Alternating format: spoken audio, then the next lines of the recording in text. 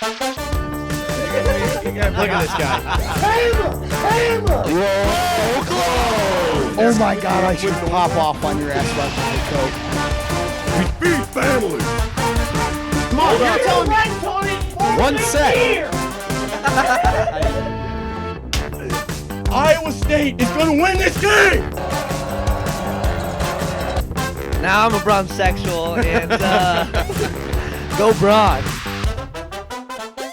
Welcome, ladies and gentlemen, to Marv on Air. Today is Thursday, September 19th, the date you're listening to this. We're recording this on Wednesday night. Don't be confused. If we miss something in the news cycle, it's because we're doing it ahead of time. I couldn't be more thrilled to be talking NFL and college football now that we are in the massive swing of things. We're not missing a single headline, a single news story, or a score. Okay, this is big-time football. We couldn't be more thrilled. I myself am not the only one obviously talking about this today. I've got the guy from Ames, Mr. Redbone, joining me, as well as introducing, ladies and gentlemen, the Quad Box. Hunter Leichsenring is the man above me, and Chase, as you know him well by now, is in the top right there, Red, and sitting all alone on the cozy couch. I'm going to go to you first, Red. How are we feeling all alone over there? It's your first episode without Joey side by side. Yeah, no, this is definitely a little awkward. I don't know. It just, like, visually it looks awkward. Mentally it looks awkward. Emotionally. Everything's just off with Joey gone. I don't know what I'm going to do without him, but I think we'll probably get through it, to be honest. Honestly, I almost put Hunter's head right there. I do appreciate the framing on Hunter there. Hunter, what's it like being our Texas correspondent on for a whole show? I'm sure you're only going to be able to chime in every now and then, but I appreciate the stash, I appreciate the headset, and I appreciate your willingness to show up today. I appreciate that, fire crotch. You know, I'm here to play. I'm here to talk some sports. I'm here to talk some everything about college football, the NFL. I can't really speak on any other sports because I hate them. I'm not going to lie to you. This is my first time in the Quad Box. Hopefully I'll go back again, and hopefully next time I go in the Quad Box, it's not because I went home with an 8, then I woke up with a 4, if you know what I'm saying. I do know what you're saying. And speaking of 4s, Chase in that top right corner wearing the Saints jersey, you got to be feeling pretty good this week, huh? The Saints might be the top team in the league. Yeah, I think if you look through the first 2 weeks, we're the best team in the NFL. So, you know, it's a little shaky, though, because, you know, the Cowboys had some issues with injuries. So, you know, really nobody knows if the Cowboys might be better than the Saints if they didn't have those injuries on defense. You know, who knows how it could have gone, you know what I'm saying? Well, it's a perfect time to jump right into some recap. Obviously, you're hearing this on Thursday. We're not going to spend too much time talking recap, but the two above me faced off. They're fans of the teams that faced off this weekend, Cowboys and Saints. Thank you, Hunter, for diving in on that. What do you guys think overall? Are the Cowboys dead? I'll let you go first, Hunter. This happens every year. It seems like the Cowboys might just be in postseason form, but I don't know what to make of this. Are they actually bad? Yeah, you know, couldn't have said it better myself, Nick. After week 1 with that win to the Browns, you know, I should have known better. They're playing the Browns, you know, notoriously one of the worst teams in the league in the past 20 years that we've seen, right?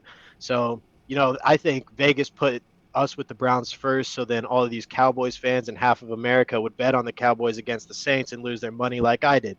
I lost $60. And the Cowboys lost. You know, I should have just bet on the Saints. That way it's a win-win either way. And then I can talk some shit to Chase.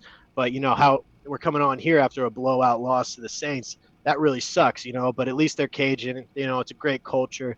That's all I can say. I don't even know. Like, I thought Derek Carr was a backup at this point. I did not know he was the starter for the Saints. It's a different ball game that we're working with. Agreed. And actually, it's good you mentioned that. Gardner Minshew, Sam Darnold, and Derek Carr headlining quarterback play over the first 2 weeks of the NFL. Very, very interesting situation. Chase, the Saints, obviously the team for Derek Carr. Do they have it all figured out? Because all that anyone's been able to talk about over the last 2 years, 3 years, 4 years, decades, is how bad the NFC South is as a whole. Obviously, the Panthers, we'll get into that in a little bit because how could you not? But the Saints have been in that same exact... Yeah, the Saints have definitely been in that talk as a shitty team. Exactly where I was going. So is it a new show in town? Alvin Kamara almost went for Christmas Day numbers. How are we feeling, Chase? It feels good. We brought in Clint Kubiak, who's made a huge change to the offense, it seems like. Over 40 points in 2 games now. We played the Panthers first week, so a lot of people thought it was a fluke. Cowboys have a very solid defense, I'd say. So it was pretty big, putting up 44 on them. But I don't know if it's sustainable. It's 2 weeks in, can't overreact, but we look good. I'm very impressed. I was not too high on the season before, but I'm looking forward to it now. Threw in a Super Bowl bet just because, why not? Odds are great. It looks great. Donation. Might as well. I'd be careful with your words, Chase. I'd be careful with your words because, shit can happen in week 3, week 4. You could be 2-2 at the end of this. Sounds like my fantasy team or the Patriots. But the Eagles, another team that is 1-1. Redden, you are our Eagle correspondent. Obviously, Monday Night Football, they kind of shit the bed. What did you make of that game? Saquon in Philly, home opener. Jason Kelce was all over that screen, almost like a Taylor Swift type beat. What do you make of the Eagles this year? I thought they had it turned around after week 1. No, Eagles bad. They're not good. They have a quarterback. They also have a really good running back. Their O-line is supposedly good, even though they lost Jason Kelce. Their defensive line is just beyond horrific. Their secondary actually did improve like they were supposed to, so that's good to see. But their coaching is just terrible. Like that play, you throw it to Saquon, and it's like, okay, yes, that should have been a touchdown. But there's like a minute, it's under the 2-minute warning. Why don't you just hand it to Saquon twice? Yeah. Like it's 3rd down, hand it to him on 3rd, go win it on 4th if you have to. You can do the tush push. They're doing it for 3 yards a pop. Why are we not just run that every single play? I don't know why we're messing around with anything else. Yes, A.J. Brown was gone, and that's going to have a huge impact on the offense. But Jahan Dotson is terrible. I don't know how he's still in the league. And they're throwing it to this little white guy, Covey or Covey. Where did he come from? Where did he come from? Like, he did not exist, and then he saw 15 targets on Monday. Like, it was ridiculous. What are we doing? Yeah, I don't know about the No, Jahan. what's ridiculous is Nick how you talk Sirianni's about terrible. sports. I think Sirianni's that I've terrible. heard that was probably the worst take I've ever heard in sports analytic talk in the past century You're a out of the Cowboys guy in fan. Ames. Yeah, and that doesn't matter. There's no way Saquon would have got a touchdown if he would have caught that. He would have laid down like he was supposed to after that catch just to get the first down, and they could kneel out for the ball. They could have kneeled out for the They had ball. a 99.7 win percentage, according to ESPN, which ESPN, that I don't know how they calculate that exactly. It makes 0 sense. But they had a 99.7 win percentage. The only way to lose that game is by incompetence. Throwing the ball on that play is incompetence. Well, when you trust one of the highest paid running backs in the league to catch a little 3-yard With one out. of the highest drop percentages in the league. All right, that's fair. Hey, I'll give you that one. Redbone. Yeah, you will give it to me. Thanks, babe. Red knows his Eagles inside and out. That's I'm gonna leave that. Yeah. So obviously, overall, NFL Week 2 was pretty exciting, but we're seeing a pretty big dip in. See ya, Hunter. We're seeing a pretty big dip in, quarterback play as a whole, and then obviously, tight end, wide receivers are gonna see a bit of a dip as well. What do you guys make of this new look NFL that we're seeing? A lot of more run plays and a lot more just, I don't know. It just feels like a different game overall. I mean, there's really only, everyone's talking about, okay, passing yards are way down this year. Touchdowns are way down this year. And it has been a trend, but this year it's significant to a point where it's like, what's going on here? Visually, it is a different product than it was 3, 4, 5 years ago. It feels like there's been a lot of games where it's like, okay, first team to 20, 25 has a pretty good shot of winning. It didn't feel like that quite as much in the past. The Bills and Chiefs, it was like, okay, this game is going to be 44-43. Now you're okay, if one of these teams gets to 30, they have a pretty good shot of winning. And I think part of it is probably analytics driven, where it's like, okay, yes, their winning percentage does increase if you run the ball more. That's well known. But I also feel like it's just because the quarterback play is horrendous. The guys that we grew up with, guys who, Phillip Rivers, he was never thought to be incredible at quarterback. But it turns out, compared to the guys that are playing right now, a 28-year-old Phillip Rivers is probably a top 2-3 quarterback in the league. And that guy was considered middle of the pack for his entire career. But now he'd be one of the best quarterbacks. And I just think it's because everybody's terrible. Interesting. I'll turn to you, Chase, on this one. What do you think, as far as that quarterback play goes? Do you think it could be related to, obviously Tom Brady's talked about it, rookies getting thrown into the fire? Caleb Williams, Bryce Young saw it last year. C.J. Stroud seems to be an anomaly, and we can only appreciate what he did last year even more after what we're seeing on the field now. Do you think that this could be related to guys, not only seeing the field right away, but as Tom Brady said, learning a playbook as opposed to a system? College ball is obviously changing. I personally thought college ball was going to be changing more in the direction of the NFL game with the new in-helmet speaker systems and radio connectivity. But I guess maybe the way that the whole system is built in the college ball world is leading to inferior NFL players. Therefore, they get on the field right away in a bad system. They look even worse than they potentially would have without the college, impact. What do you make of this? Could it be down to that simple explanation? Yeah, it definitely could. Like you see with like Mahomes, he sat on the bench for a year, 2 years maybe, just to learn, and then he comes in and lights it up. I mean, you toss these guys to the fire, it's a whole different league. You're not the best player on the field anymore. You don't necessarily have the weapons surrounding you that can beat the other team as easy. So just it sets up for almost failure, I'd say. Just not letting them learn system, whether it's system or just straight up play level. Yeah, no, I think you're right. I would like to see these guys sit back for a year, 2 years, learn how to be a pro, learn how to make a system work with what you have, learn how to, read a defense correctly. I'm not saying these guys don't know how to do those things, but obviously you get more mental reps under your belt, the better, right? That's just kind of how mental reps works. We both know, Chase and I specifically, how important visualization is from high school wrestling, which we're not going to throw it back to that, but I mean, it's a pretty big deal. So I don't know. And just like that, that's what I was waiting on. Our man Hunter is back. Hunter, I'll ask you, what do you make of the quarterback play currently as we wrap up this NFL recap? Obviously, it's been rough the first 2 weeks. What do you think the NFL needs to do to improve the quarterback play? Is the defense too good? I mean, no, I don't think its defense is too good. I just think NFL is a totally different ball game. Fuck.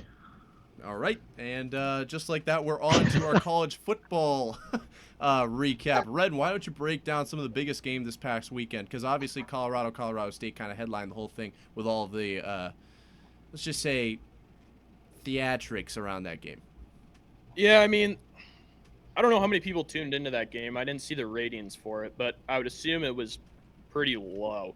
That was just, Colorado's miserable. Colorado State, I guess, is miserable, which is tough for me because I've adopted Colorado State as like my second team just because I hate Colorado.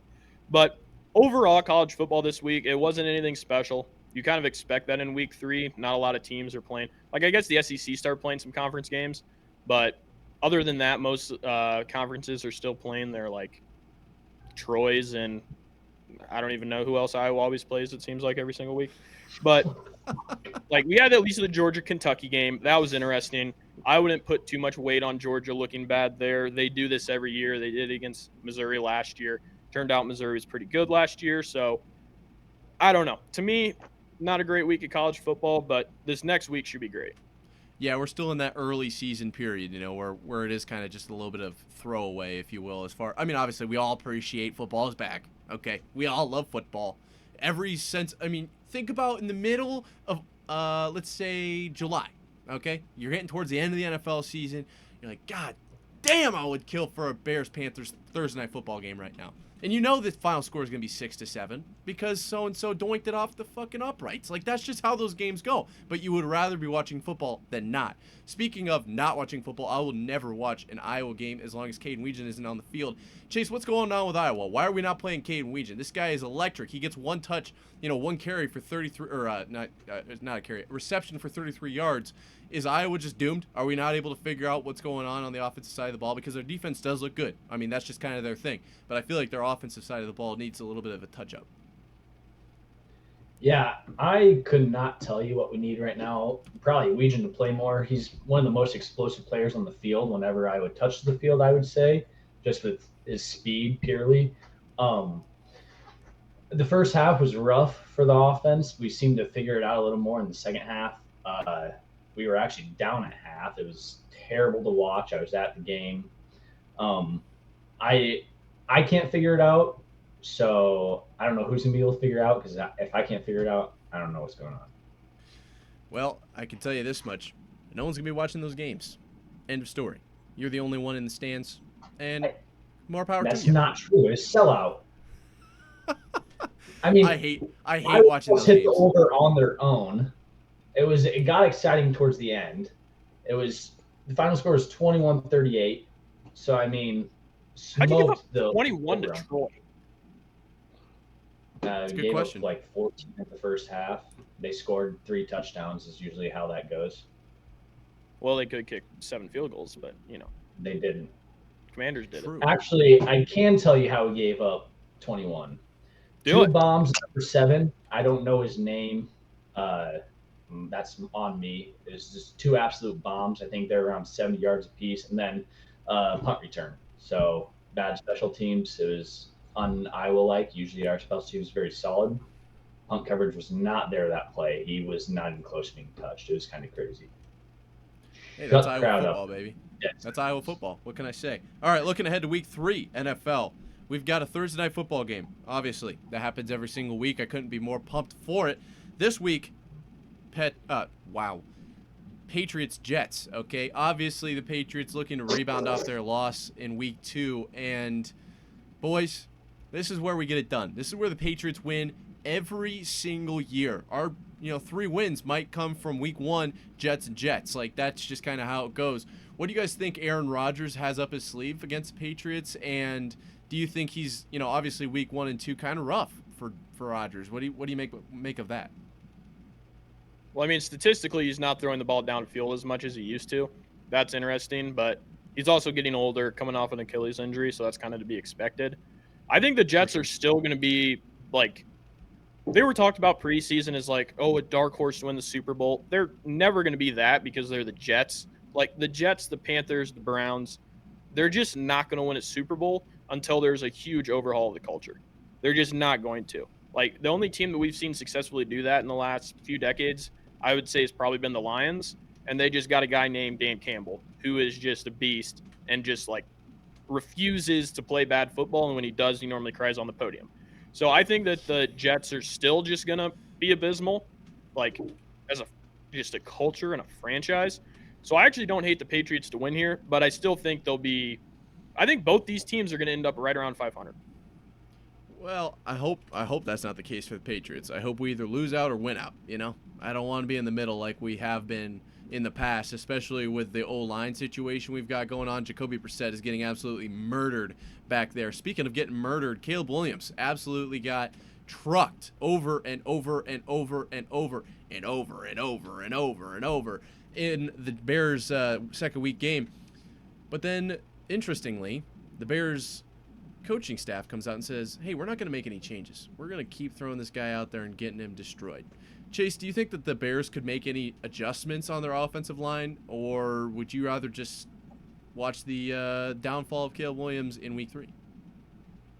I mean, they got to figure something out. I don't know what you change.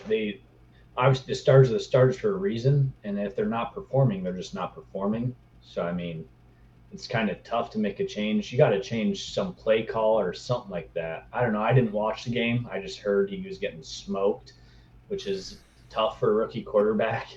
But I don't know what you change. I'm not an O-line coach. Never will be. It's tough. It's tough. It's a tough world. You almost got to trade or tank for a pick to get an O-lineman almost. Yeah, but the Chargers, obviously, with Joe Alt there, that's an interesting one. Redden, are you keeping up with Harbaugh? Yeah, I mean, he's just awesome.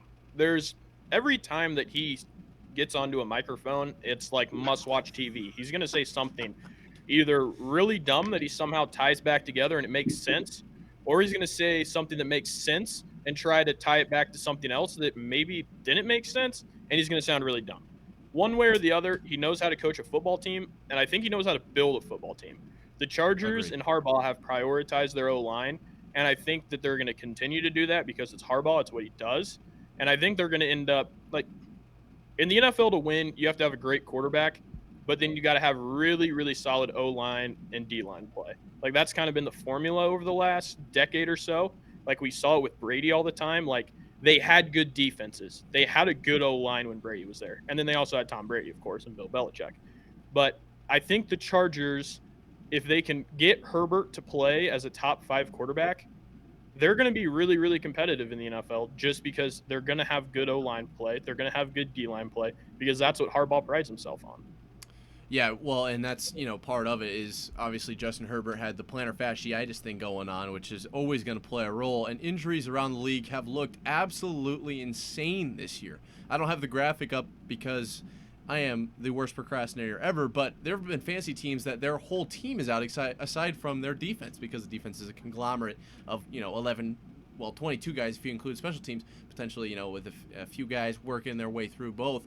But injuries have just been out the wazoo. I've got a few on top of my, list here. Christian McCaffrey, Achilles, obviously a big one. Went 1-1 in a lot of fantasy leagues. A.J. Brown, hamstring. That's not good for the Eagles. Deebo Samuel, calf. Also 49er, not great there. Cooper Kupp, ankle. Puka, knee. 2 Rams, obviously kind of like kingpins of that offense, or whatever you call that, cornerstones, whatever word you want to use. T. Higgins, hamstring. The Bengals look rough right now. This injury tree is just insane. Tua, concussion, we can touch on that. That was, boy. And then, Jordan Love, knee. Isaiah Pacheco, fibula, just got surgery today. Keenan Allen, heel. Joe Mixon, ankle. Oh my God, how long is this slideshow? Jordan Addison, ankle. Kenneth Walker III, oblique. Russell Wilson, calf. DeForest Buckner, ankle. How many slides is this? Vita Vea, knee. Raheem Mostert, chest. That's like, if any one of these guys ever gets traded in the offseason, immediate internet uproar. These are all huge names, and every single one of them is out for at least 1-2 weeks. AJ Brown said it might be a few weeks. Some of these guys are on IR. Speaking of the whole IR situation, obviously Tua, I'll dive right into him, on IR for 4 weeks. Chase, I want you to tell me a little bit about this whole concussion situation. I myself have never been concussed, and I don't know if Ren's ever come out of a concussion, so neither of us can really touch on this very well. You did experience a concussion in high school. Tell me a little bit about your experience with it. Obviously, yours was much, much different from Tua's. We're not trying to compare injuries in any regard for anybody ever. Everyone's fighting their own battle. That's its own thing.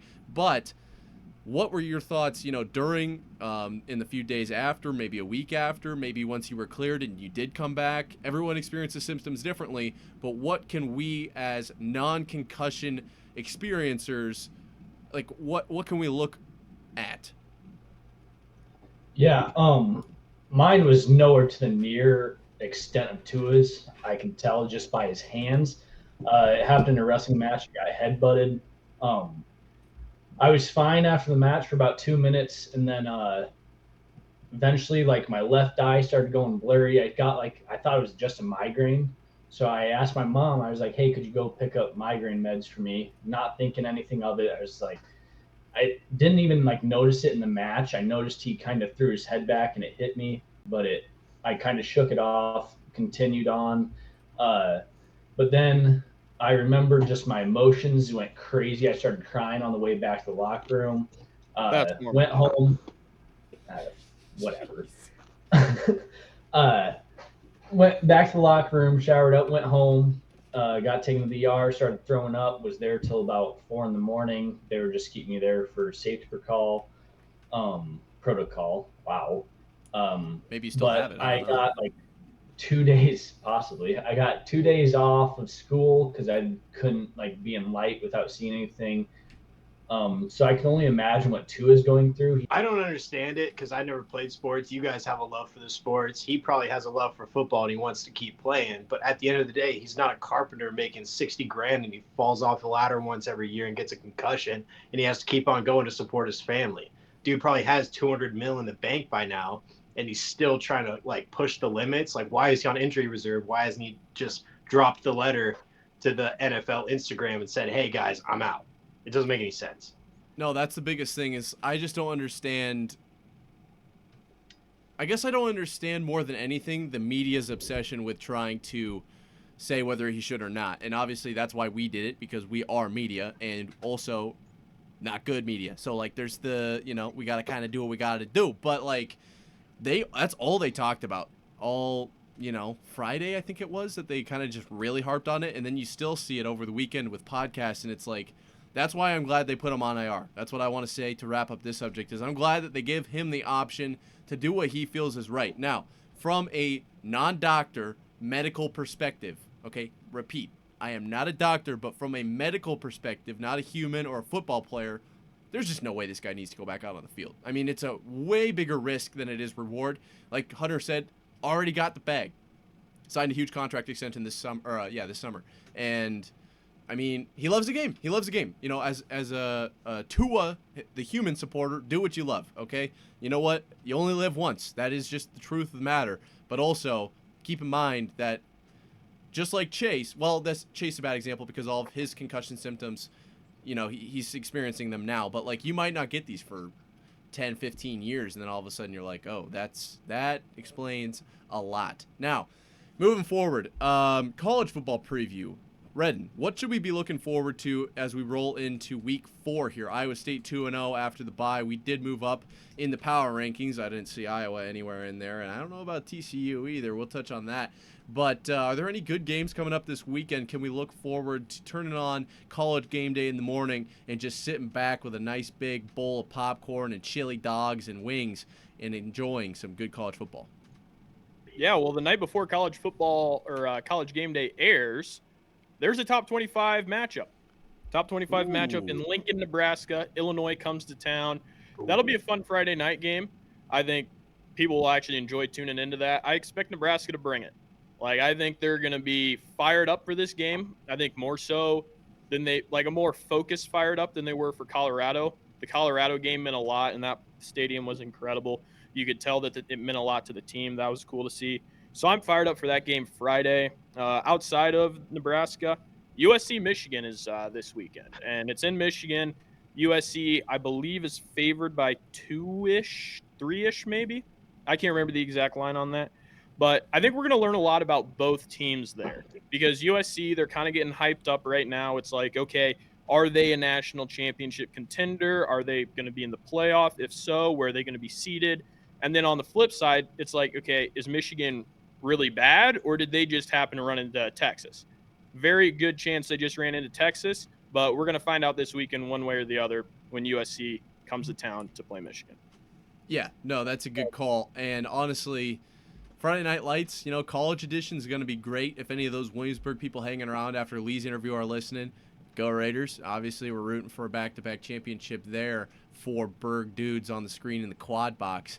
But I couldn't help but get off of the Nebraska deal there, or I couldn't get off of what you said about Nebraska because I do think that they are going to be really, really good this year. I think that they, obviously big Matt Rule fan. You saw that tweet that I put out.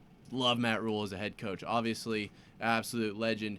My main question for Hunter now is, who is the head coach in TCU territory? Because it's been bad. You guys are at the bottom of the Big 12. It can't still be Sonny Dykes, right? Well, you would be surprised because it is still Sonny Dykes and it is still sunny in Fort Worth, no matter how much rain we get on Saturdays. It never matters if you lose by 1 point or you lose by 60 to, a nationally number 1 ranked SEC team. It's always going to be sunny in Fort Worth. It's always going to be Sonny Dykes in TCU. I've said that a million times and I'll say it a million more. Right now I'm really pissed off because we lost to UCF, and that's the first Big 12 game of the entire year. And so now TCU's sitting at the bottom of the rankings for the Big 12, and UCF, for some reason, is sitting at the top. The same team that went, probably 9-3 last year? 3-9, not 9-3. That was like 2017 when they had a fraudulent national champion win. Dude, this shit's just pissing me off. And we have the number 1 college recruit in the entire nation, right? The entire nation. He grew up 2 hours away from Fort Worth, and now you're telling me that he can't make a primetime kick to win the game for the first win in the Big 12 to kick off the season? This is getting ridiculous. We should have never been in that place to begin with, but it's also on that kid for not making a 58-yarder. Also, I say kid because he's 18 years old. After missing that field goal, now he's got to go back to his dorm. He's got to go take intro to university life. I feel for the brother, but man, he should have made that. Sorry, I digress. Back to you, Mark. It's understandable. Obviously, the crash out from TCU needs to be studied. Speaking of crash out, Chase, your bank account and the DraftKings account have been crashing out. But obviously, I know your eyes are on the college football slate where you can get right this weekend and win it all back. Throw it on green, if you will. What are we looking at? Any good lines? Any good lays you've got? I think my big one. One sec, I gotta pull it up. I'm really not a huge fan of the slate this weekend. I do like USC over Michigan. It's 5.5 is the spread. I think Michigan's just bad this year, not as good as last year anyway. So I think that is a good one to hammer. Yeah, 5.5. I like that play, Chase. I like that play. I think Michigan stands for mid again, and that's what they are. I don't really have much else, to be honest with you here. Oh, Tennessee over Oklahoma 7 is just I like Tennessee to cover that. I think they're legit, and I don't think Oklahoma's just as good as them. Those are my two picks, and then fan bet Iowa 2.5 over Minnesota. That's a ridiculous bet. Red, do you have any? Take the over. Take the over 35. Over 35 in that game. I don't know if I'll ever bet on an Iowa over. Ever. Okay. Miss out on money.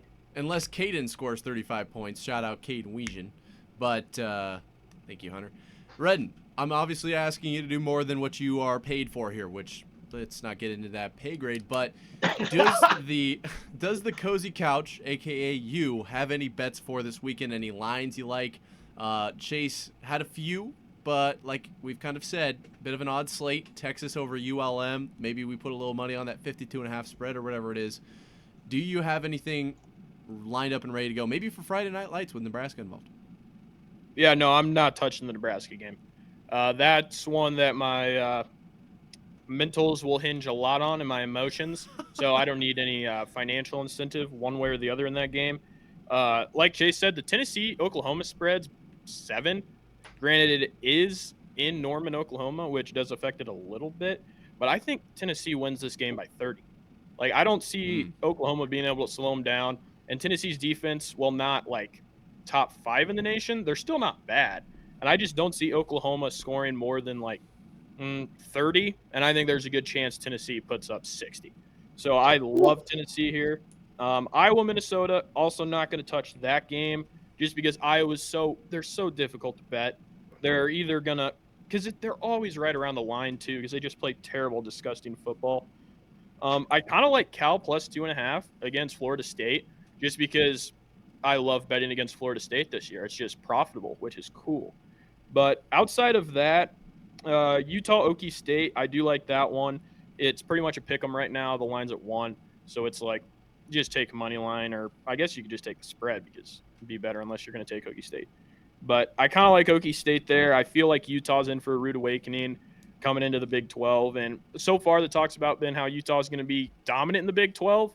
I just don't see that happening. I think that this year just isn't quite their year like it has been before, where they've been a little bit more. They just seem to have more fight to them. And then USC minus 5.5 against Michigan. I think Michigan's bad. I think that USC is at least talented on offense, and they're tackling on defense, which is you wouldn't think impressive for a college football team, but for a USC college football team, them tackling is just impressive in general. So I also like USC to cover against Michigan. 5.5, that's the line? Yeah. That just doesn't feel like enough. Like, from what we've seen from Michigan, their bounce-back game against Bowling Green or whoever the hell it was, like, what? Yeah, it's them and Tennessee, USC and Tennessee. Like, they should be favorites, but it feels like they should be almost double-digit favorites, and both of them aren't. Interesting. Because they're away games. That's the only thing that I can think of.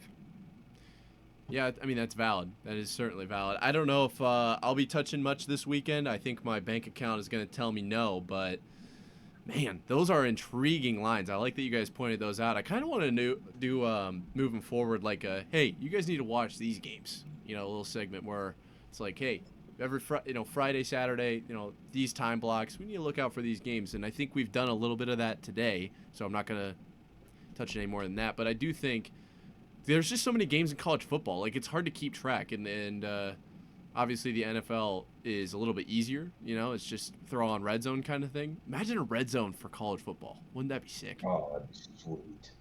That would be. At least great just like idea. top 25 matchups and like Right. rivalry games. No, agreed. There, you know, we're getting into the season. We're getting into the season. Iowa State is going to move this win column to 3, and the Patriots are going to move their win column to 2. And it's going to be a hell of a weekend. TCU probably going to get absolutely blown out by whoever they play, and maybe University of Buffalo or whoever. And then Iowa will win 2-1.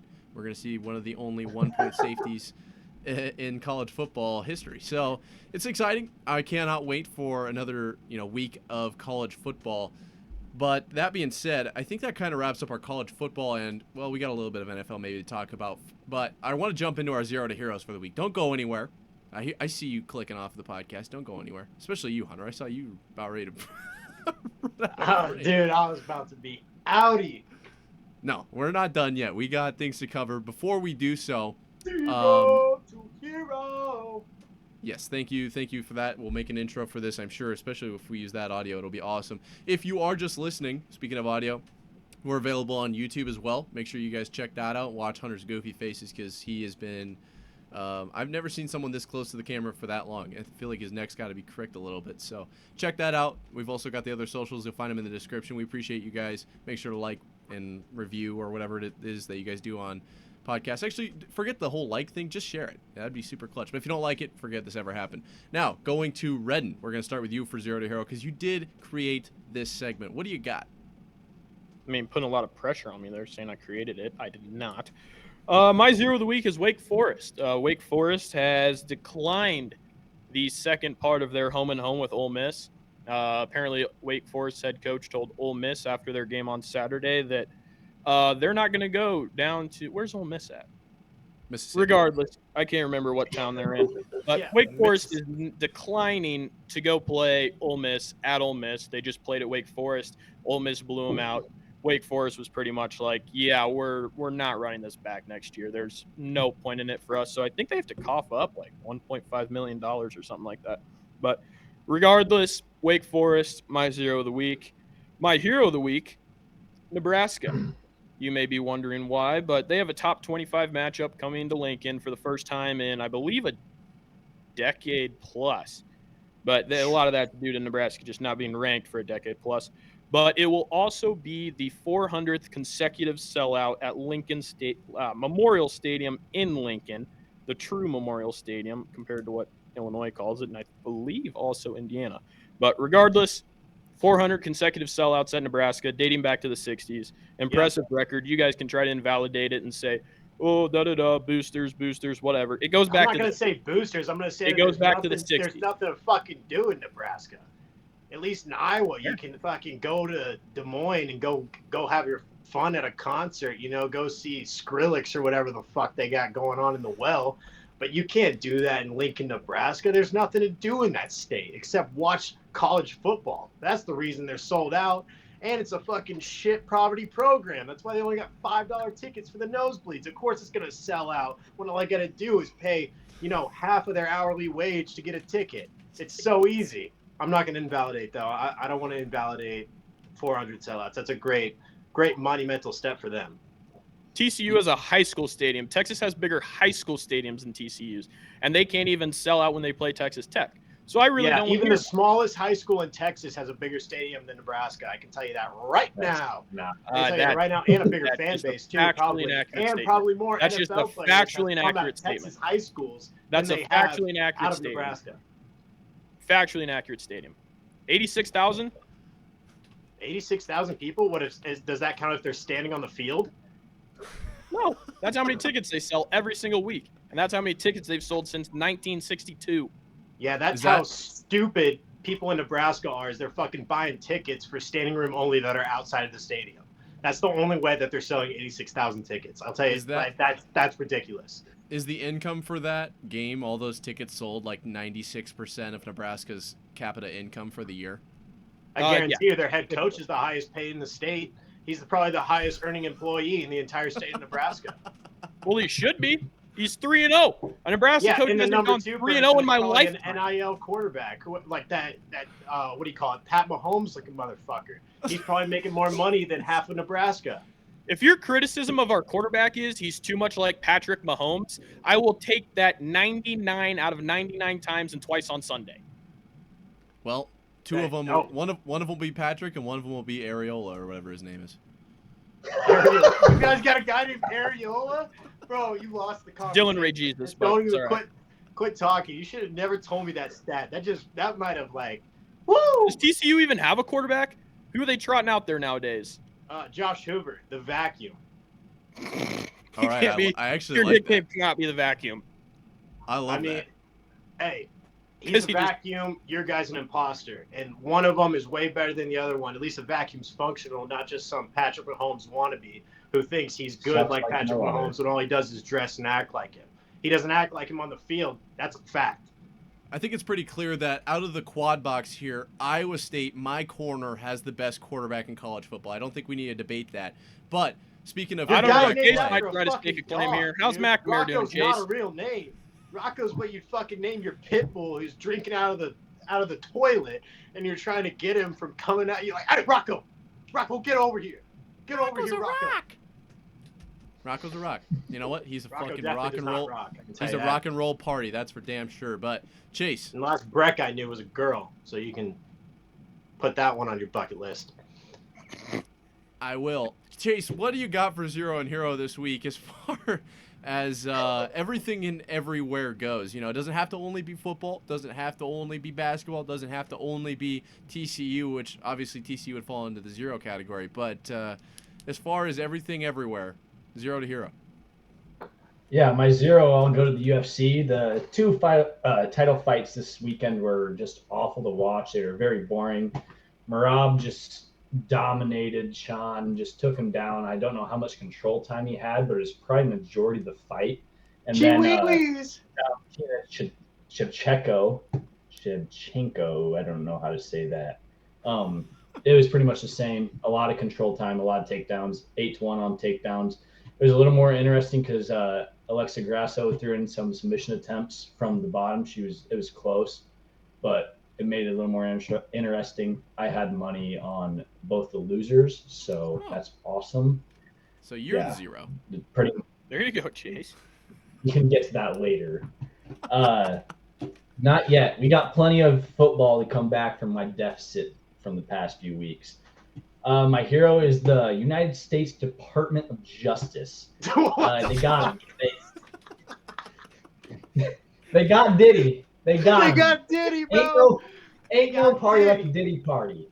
They didn't get an invite. They, That's why they found like 1,000 bottles of like baby oil or something at his place and sexual lubricants. It's crazy. Just if you haven't read into it, read into it because the stuff that was going on there right there. It's gonna go away for a long time, probably. Was Diddy's home rated in Lincoln? Okay. What's your deal with Nebraska? I don't know why you have a problem with Nebraska. Yeah, you cheer for a culturally irrelevant team, but that doesn't matter. I mean, You're not even the best team in your town. Than whatever the fuck culture they got. You're not even the best team in your town. Dude. I need to add a split screen for you two. For next. I can't wait until Nebraska finds out about like NASCAR or Text. Listen like to toothbrushes. Listen to me. Like Listen to me, Tex. I would love to see that. Tex, listen to me. You guys, we'll come to you. We'll play 2 games in a row in TCU. We'll win both by 50. Wouldn't even be close. Yeah, you will come. You cheer for TCU.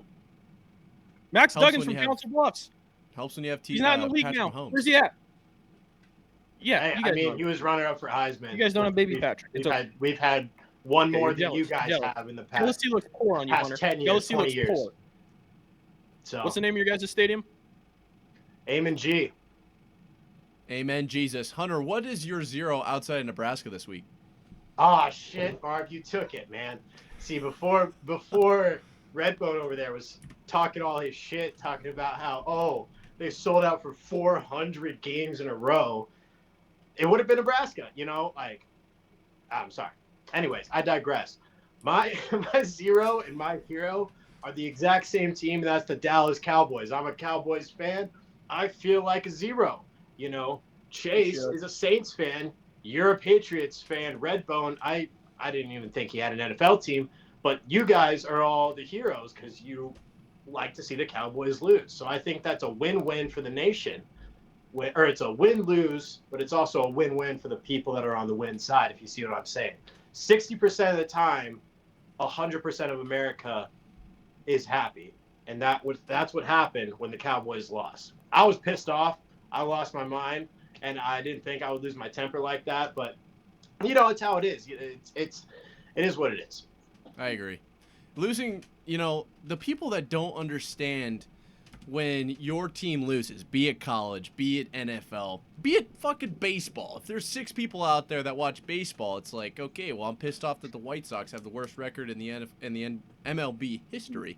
Like, these guys are horrible. But the people that don't understand the emotional connection to a sports team that a guy can have, or girl, you know, especially now we're starting to get there, you know, with everything that's happening and everywhere. But it is like, I don't know how you can't wrap your head around that, because I have never been more elated than when Iowa State beat Iowa. Okay? That, like, and I know, Chase, it's our Super Bowl. It is what it is. I'm always going to treat it that way, because that is what sports does. It brings out true passion, especially, you know, in football. I think football, it's more profound than ever because there are less games. You know, baseball, you can lose 1, you can lose 60 and still make the postseason. I feel like that's probably a correct stat, because they play like 162 games. Like, losing 60 is actually a very good team.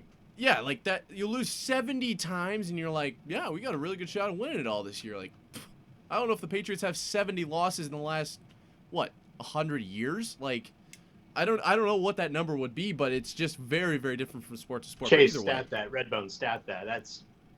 It's probably, I would say you'd have to go back 165 years to find 70 losses for the Patriots, but that's neither here nor there. I think I'll wrap up the zero and hero for the week after kind of getting off my soapbox there. I just think if you don't love sports, that's fine. You know, I don't know why you would be listening to this. I have absolutely no idea. But don't dog on the people that love their team so much that it emotionally ruins their day when they lose. Okay, that's just a part of sports, and that means that when they win, you feel the wins, right? When the Cowboys win, we know it won't ever be in the postseason, but when they win during the regular season, Hunter gets thrilled, right? That's just the up and down of sports. That's what makes it so beautiful. Speaking of up and down, my zero, the Panthers. Organization as a whole. They bench Bryce Young this, I think 2 days ago, right after their head coach he was like, hey, we're behind Bryce Young. Yeah, okay, see ya, pal. We'll put you on the trade block and hope someone offers up a peanut butter and jelly sandwich that doesn't have quite enough jelly on it for you. Yeah, bro's going to get a high five and a bag of Skittles for that dumbass. And, dude, I think, like, I was talking with Cole. Cole went, like, 8-0 last year in fantasy football. I'm like, Cole would be in a better position as the GM for the Panthers than whoever the fuck they got now operating the buttons. Like, it's ridiculous. The whole organization is just a dumpster fire. It's what we've kind of equated the Browns and the Lions to be over the last 10, 15 years, obviously. 0-16 seasons, I think, out of both of those teams. And granted, you can make the turnaround, okay? Texans have looked bad. Lions, obviously, I just talked about them, and they are potentially one of the better teams in the NFC. Can't say the same about the Browns, but that doesn't mean they won't turn it around. They got Jameis Winston on their team. You know, I believe in any team that has Jameis Winston rostered, and especially if there's a chance he'll be playing starter, okay? If he's ever on the football field, I immediately bet them to win the Super Bowl. So there is hope, okay? It might take 10, 20, 50 years before the Panthers get it turned around. But, man, the downfall of them has just been insane, obviously, without Cam and Luke Kuechly and, you know, Greg Olsen obviously doing great in the booth right now. And it's just like, man, how did they get to this point where it's like you can't even watch the games? And I think Adam Thielen said it best. It's not necessarily Bryce Young's fault. I think it's everybody's fault. And that's why I said the whole Panthers organization is my zero for the week. My hero, however, I am going to stay in the NFL. You guys kind of branched off a little bit. My hero for the week is the NFL referees.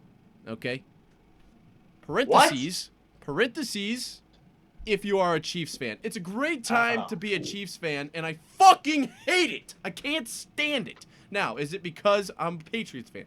More than likely. Am I emotionally unstable? Of course. That's just the nature of my well-being. But I just don't know how these guys keep fucking getting away with it. I feel like Jesse Pinkman right now. Like, it's so... People are going to want to point out the hands to the face call right before the PI. Okay? And I got a lot of Twitter mentions saying, you know, I said, hey, he's got every right to play the ball. A lot of people said, oh, you can't play it through the back of the wide receiver. Okay, that's probably true. I haven't read that portion of the rule book, but I mean, come on. They just get every call in every right portion of the game. It's going to be a three-peat for the Chiefs, and Taylor Swift is going to get proposed to as the confetti's falling, and the NFL is going to explode, and it's all there. It's going to happen. I can't stand it myself, but if you are a Chiefs fan, your hero this week is the NFL referees. Dude, if that shit happens, like you just said, I'm going to be a chandelier on the ceiling fan. And I'm going to write on my note, Kansas City Zebras, right there. That's all I'm going to say. That's it. Yeah, thank you, Hunter, for that. Chase and Redbone, I'm curious if you guys have seen this because it's come across my algorithm a few times. Have you guys seen the betting trends, I guess, if you will, with certain referees where it's like, you know, 65% of the time the unders hit when this guy is reffing, or sometimes it gets more specific when he's reffing this team or when he's reffing on this day. Like, this bet hits more times than not. Have you guys seen that? I've not, but I'd love to see this data. I've seen it for the NBA guy last year. Is that like close to what you're talking about? Yeah, it's the same idea. It's just, I don't know how that, I feel like that can't be true, but it obviously is. Obviously, we know. Obviously. How many fucking words do I know? Apparently like 6. But obviously 6. We know that the NFL teams will prep for specific NFL reffing crews. They'll say, hey, these guys' points of emphasis is holding. These guys' points of emphasis is making sure the Chiefs win. Like, these kinds of things do happen in meeting rooms, and they cover what they can and can't get away with. But I just find it hard to believe that you could really dive in over the last 20 maybe 30 games with an NFL refereeing crew. I don't know how long they all ref together, because obviously there's going to be a little bit of swap here and there as obviously these guys retire since they're all like 65, other than that one guy. But it just feels wrong, doesn't it? It feels like it's like it shouldn't be a thing. I don't know. What I think, and this could just be me, but I feel like how they always talk about like hypothetical rules that they could include into the NFL to make it better to watch or more fun or more engaging for the viewer. I think the one that I've always believed in was finding the refs. You know, if you have those calls that can't be reviewed and then later on down the line they get reversed and they're like, yeah, this would have been a game-changing play for this team, then the refs should get fined. You know, those refs are still making over $10,000 a game for an NFL primetime game. They should be able to have their pay up for collateral like somebody would if they just do like, you know, a excessive celebration. That's just ridiculous. Well, and that's what we've been seeing a lot in the NFL this year is these guys are not necessarily seeing fines on the flags on the field, but they're seeing fines in their bank account afterwards. One big one to note was the hip drop tackle that happened this week. Chase, who was that? Oh, goodness sakes. Joe Mixon. Joe Mixon. Okay, I was saying, it looked like you knew who I was talking about. I just put you on the spot, obviously. But that rule, point of emphasis this offseason. New rule, can't hip drop tackle. Do I agree with it? Yes and no. I think it's obviously a dangerous play, but football's a dangerous sport. We know that, obviously. Like, that's just, that is what it is. But you can't make that rule and then say, oh, well, you did it, but I'm not going to call it. You know, I'm just going to give you a $25,000 fine down the line. Chase, what do you make of that whole situation? Not only for the hip drop tackle, obviously, I want you to touch on that, but also I feel like we have seen a lot of fines for just small things like unnecessary roughness when it was really just the running back running through the tackler. Like, I don't think those guys should be getting fined for that crap. No, I completely agree with you, and especially with like the hip drop is a great example. There's been multiple hip drop tackles. They just can't, like, there's a certain, I haven't read the rule on it, but there's certain things that have to happen during the play that makes it a hip drop, and not a single one has been called in game, but there's been multiple, and then they're talking about finding a guy afterwards. If it's not called, why are we going back and looking at it? it should be called right away. Maybe it needs to be reviewed then and call it. But I think it's kind of a silly rule because it's a hard thing to like avoid. It's kind of a defender like goes to it not almost naturally anymore. It's not like they're thinking about it. It becomes something where if they have to avoid it, they're either not going to be able to make the play or almost injure themselves. Regarding other things that like unnecessary roughness, getting penalized or fined for that, I think that's a little crazy. Call it on the field, don't fine them for it. But they get paid so much anymore. These $25,000 fines are just take it, Drop in the whatever. water. They probably don't really care anymore. I mean, I know players get upset about it, but they get over it within probably the week. It's a bunch of crap anyway. The NFL makes so much money off them anyway, so. Yeah, I See, know I'm if I on was the other losing. side of things. Go ahead, Red. Why would you want them? I can see what you're saying. Like in a perfect world, the refs would just be able to call the hip drop tackle as it happens. But there's like 4 very specific things that need to happen in order for it to be constituted as a hip drop tackle. So refs it would be another thing that the refs would be able to like subjectively get wrong. I feel like we don't want more calls that are subjective. Like that's just bad. But if the NFL wants to get rid of the hip drop tackle, just fine them afterwards when you can actually go back and look at the videotape and actually make sure you're getting it right. Because if you're counting on the refs to do it as it happens, it's just going to be another penalty that NFL fans that we just are like, why is this a thing? This is terrible. I feel like the only way to do it is after the fact when it's like, okay, yeah, that was a hip drop tackle, but we don't need our officials during the game like trying to monitor that as it happens. I feel like it'd just be impossible. Just de-incentivize the tackle after the fact with a fine. I don't mind that play, actually. Yeah, I mean, that's what makes me like pissed off about these rules the most is that in the most extreme case, that's where these rules are written for. You know what I mean? Like the most extreme pass interference calls versus when you get those questionable calls where it's like, is that not? That gray area is where it should go to New York. You know, it should go to those outside or like the head of like all the referees for whatever primetime game is on. That's who should review it. You know, they shouldn't have subjective calls that are done on the field because only 2 refs, 3 refs even saw it at most. You know, I feel like that's just too like little margin of error. No, I like that. I can see both sides of it, obviously. Right. But one thing that is undoubtedly, in my opinion, irritating is when they go to Gene Steratore or they go to their expert rules analyst, whoever it is on whatever TV channel, you know, obviously CBS and Fox have their own. Those guys, they're just a fucking character to listen to, aren't they? I mean, they are very rarely against the refs. If it does happen, I actually love it because it's like, okay, this guy's got his own brain. I can appreciate that. But the hip drop tackle, he's like, well, it is, technically very clearly a hip drop tackle, or maybe, a hands to the face on, let's say the Chiefs. Okay, hands to the face on the Chiefs, and then Chris Collinsworth is in there. I don't know. It looks pretty Patrick Mahomes to me. Let's see what you think, Gene. And then Gene jumps in there and he's like, well, it's arguably not hands to the face because you can see he's on the shoulder pad. Like, what do you guys think of those rules analysts jumping in? Because honestly, they are helpful, I'm sure, to people who don't know the rules very well. But for the most part, if you know basic NFL rules, they are not adding that much to the conversation. Yeah, no, they add nothing to the conversation. They just repeat whatever Joe Buck or Troy Aikman or whoever just told you. They just repeat it and side with the ref every time. But I also feel like it's not something that's going to go away just because – and it's like when there are the more intricate rules, it is nice to have those guys.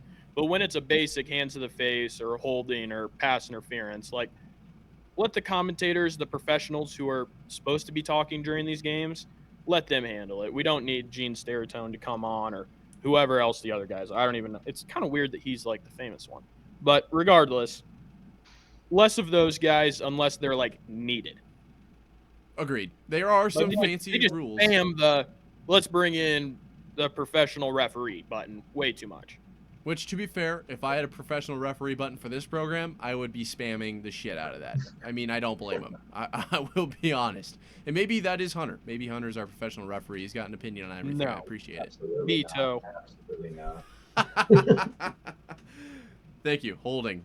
Chase Malloy, 10-yard penalty. Unsportsmanlike conduct. Being a Nebraska fan. We need to get whoever they have. We need to get whoever they have fact checking these presidential debates in here to fact check everything Hunter says. But then I guess on the other hand, we'd never get through an episode because it'd just be an entire 5 hours of fact checking. That's Yeah, fair. it 'Cause would- it's probably like 5% lie and probably like 95%, truth for me. Misconstrued facts. You two, I do need the split screen next week, or whenever the next time you guys come on is, because that is, you two are gold with that. Chase, Right. Best of Well, luck to the after Saints this TCU weekend. and Nebraska will both be 2-1. Continue, Chase. Onward. Chase didn't say anything. I was just getting ready to close out. Chase, obviously looking stellar in that Saints jersey. I appreciate you coming prepared. I almost wore mine, but Yeah. Olave. Good call. I like the Olave there. Hunter, thank you so much for joining us this week. We appreciate you making it work, going through about 3 different setting changes, headphones on, headphones off. Redden, you did so good just chiming in when you felt as necessary. Otherwise, it was Bill down as per usual. And to the listeners out there, thank you so much for making it to this part of the episode. We got a shout out from Mitchell Miner last week. I was unable to see it because Yes! it was on his private Instagram, so I couldn't repost that. But you guys shouting out the show means the world. If you get to this point and you take a picture of you watching us, or listening to us or wherever you do it, yeah, Hunter. That's my Nebraska impression. Oh my God. See you next week. Figure your tech out so we can have an actual debate. How about that? So what? wild. Figure your tech out so we can have an actual debate. Okay. I know Figure that's a your lot to brain ask out, from so an then we can engineer. have actual debate. Anyways, if you post a picture of us, I will repost it on the Instagram story. We really appreciate you guys listening. Next week, we will have a banger interview. I'm excited it fell through this week, but hey, what's Marv on Air without a few technical and or interview guest difficulties? That's par for the course. If you're listening, you know that. We will see you guys next week. Can't wait to see what happens between now and then. Redden, will you do me the honors? Deuces.